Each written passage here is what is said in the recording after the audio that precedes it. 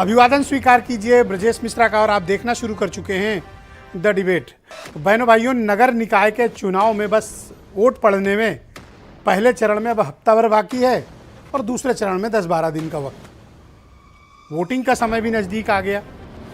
आज हम इस डिबेट में आकलन करेंगे कि सत्ता पक्ष यानी भारतीय जनता पार्टी और अपोजिशन के दल जो बीजेपी के खिलाफ चुनाव लड़ रहे हैं उनकी क्या तैयारियां हैं और बीजेपी के मुकाबले बाकियों का प्रचार कहां पे है, बाकियों की तैयारी कहां पर खड़ी है और ग्राउंड पर जनाधार किसके पास है और मुकाबला किन के बीच होने जा रहा है। इस बार का चुनाव बड़ा दिलचस्प है।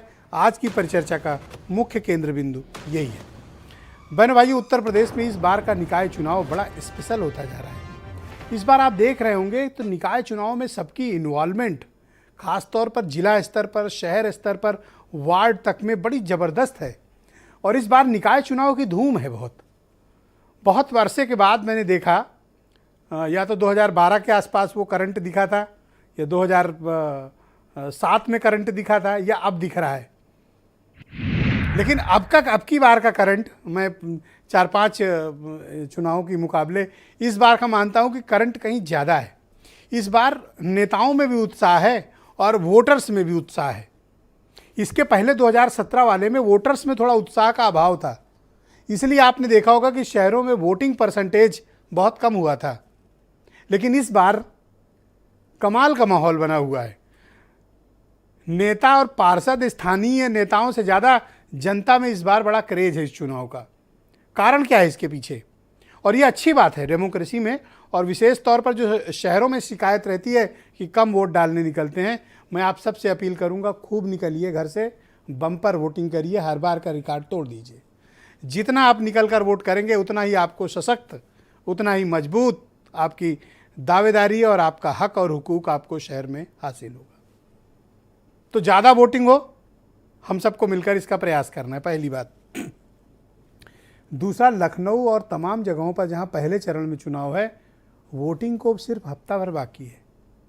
4 तारीख को वोटिंग है, 2 तारीख को प्रचार खत्म हो जाएगा पहले चरण का।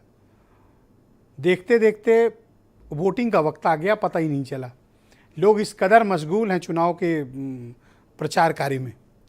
बहन भाइयों, आज मैं इस डिबेट को इसलिए आयोजित किया हूँ कि हमें ज़रा कंपैरिजन करना है कि रूलिंग पार्टी और अपोजिशन इस चुनाव को कितनी गंभीरता से ले रहे हैं और किसकी क्या तैयारी इस वक्त चल रही है। पहले बात करते हैं भारतीय जनता पार्टी की। बीजेपी नगर निकाय के चुनाव को, नगर पालिका, नगर निगम और पंचायत के चुनाव को अति गंभीरता से ले रही है। दूसरे दलों में तोड़फोड़ कर रहे हैं, सेंधमारी कर रहे हैं, अपने यहाँ लोगों को ला रहे हैं दूसरे दलों से। और उधर मुख्यमंत्री, दोनों डिप्टी चीफ मिनिस्टर, पार्टी के प्रदेश अध्यक्ष और सभी मिनिस्टर्स सिर्फ और सिर्फ एक सूत्री काम, प्रचार। जनता के बीच जाना, प्रचार करना, कैंपेनिंग करना, पार्टी के लिए वोट मांगना। और बीजेपी संगठन और सरकार सामूहिक रूप से अपने चुनाव प्रचार को आगे बढ़ा रहे हैं। इनके फुटप्रिंट देखिएगा, इनके खबरों को फॉलो करिए या इनके सोशल मीडिया प्लेटफॉर्म पे भी जाएंगे या चैनलों पे भी देखेंगे, अखबारों में बीजेपी का परंपरागत चुनाव अभियान जारी है, जो उनकी एक यूनिक स्टाइल है। यही चीज़ है जो बीजेपी को बढ़त देती है। अब जो बात करते हैं कि बीजेपी को उत्तर प्रदेश में ठीक करना है, बीजेपी को हराना है या बीजेपी से निपटना है, उनकी तैयारियां कहाँ पे हैं? पहले तो टिकट बंटने में घमासान, खैर वो सबके यहाँ हुआ। लेकिन जो लार्जेस्ट अपोजिशन है उत्तर प्रदेश का, जिनको इस बीजेपी से चुनाव लड़ना है, उनकी क्या तैयारी है? समाजवादी पार्टी। समाजवादी पार्टी ने टिकट बांट दिए, अपने नेताओं की ड्यूटी लगा दी। लेकिन समाजवादी पार्टी का कोई बड़ा नेता चुनाव प्रचार के अभियान में नहीं निकला। जो पार्टी की टॉप लीडरशिप है, वो लीडरशिप चुनाव प्रचार अभियान से खुद को दूर किए हुए है। क्या ये वही रणनीति है जो हमेशा बीजेपी को बढ़त देती है और अपोजिशन इसको छोटा चुनाव मानता है? क्या इस कारण प्रचार नहीं हो रहा है? जनता से वोट मांगने में इतनी दूरी क्यों और संकोच क्यों? हर चुनाव चुनाव होता है, जैसे हर युद्ध युद्ध होता है। तो उसी तरह हर चुनाव जनता से वोट मांगने जाना चाहिए, खुलकर जाना चाहिए। नगर निगम या पालिका और पंचायत किसी भी पॉलिटिकल पार्टी के कार्यकर्ताओं की स्ट्रेंथ होती है। ये आपके पावर हाउस हैं। यही ऊर्जा जनरेट करेंगे। ये आपके लिए पावर सब स्टेशन है। जब आप पॉलिटिकल बिजली सप्लाई करेंगे अपने वर्कर से और अपनी विचार के प्रति, डिस्ट्रीब्यूट यही करेंगे। तो इनके चुनाव में प्रचार अभियान से दूरी और परहेज क्यों?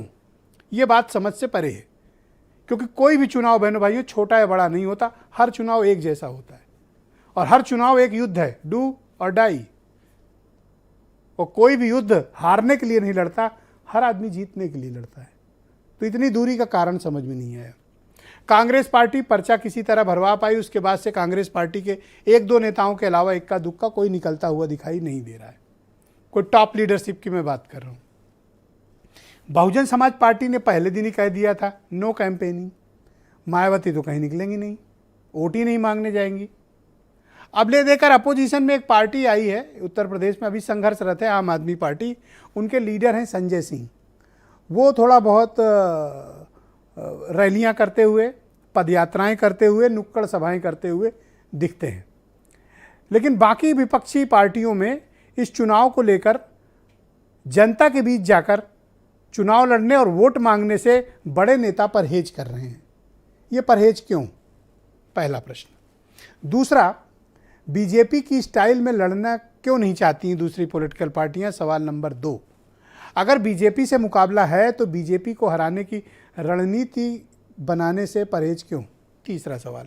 और चौथा, शहरी चुनाव है तो वोटर्स का मतदान का बिहेवियर क्या होगा?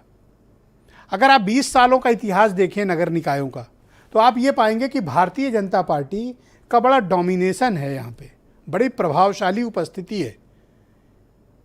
भले बीजेपी उत्तर प्रदेश में सत्ता में न रही हो, केंद्र में सत्ता में न रही हो, लेकिन उत्तर प्रदेश के अर्बन बॉडीज के इलेक्शन में बीजेपी का रुतबा और दबदबा हमेशा रहा है।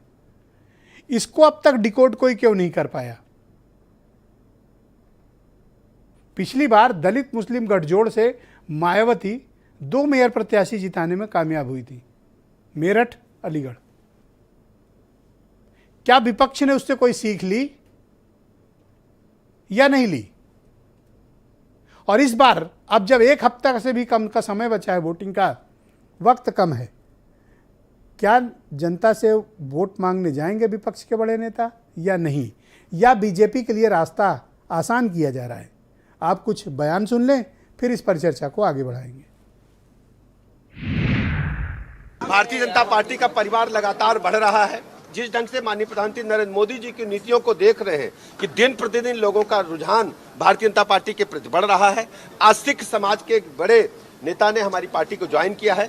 आज पूरा सूबा, चाहे गांव हो, चाहे हमारी चेयरमैनी हो, चाहे हमारी मेयर की सीटें हो, जिस तरह से जो पिछड़ापन हम देख रहे हैं, वहां पर गंदगी है, शहरों की सफाइयां नहीं हैं, तो लगता है कि दोबारा समाजवादी पार्टी का वर्चस्व उत्तर प्रदेश के आने वाले चुनाव में बढ़ने वाला है। जनता ने मन बना लिया है इस भारतीय जनता पार्टी की सरकार से ऊब करके कांग्रेस के पक्ष में जाने का, क्योंकि कांग्रेस ही एक ऐसा दल है जो भारतीय जनता पार्टी के मुकाबले हर तरीके का संघर्ष कर रहा है।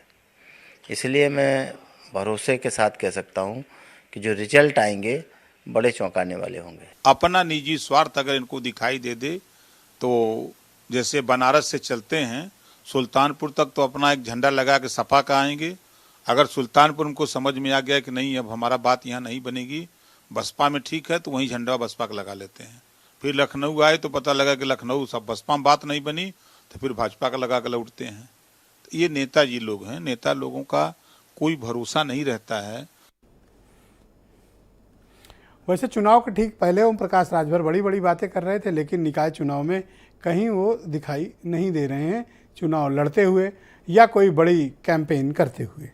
संजीव मिश्रा